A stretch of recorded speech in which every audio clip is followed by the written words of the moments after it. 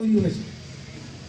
এখানে আপনারা অনেক বিষয়গুলো বলেছেন, প্রত্যেকটা বিষয় অ্যাটেন্ড করতে গেলে আসলে অনেক সময় লাগবে। আমরা চাইবো না যে আপনারা লম্বা সময় থাকেন, তবু আমি চেষ্টা করবো আপনাদের বিষয়গুলো একটু টাচ করার জন্য।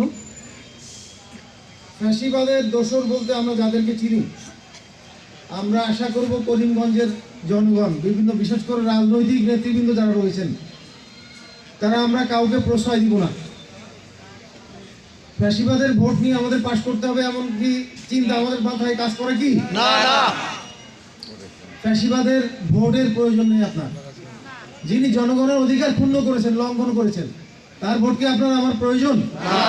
প্রয়োজন নেই। আমরা অবশ্যই তাদেরকে প্রশ্রয় দিব না।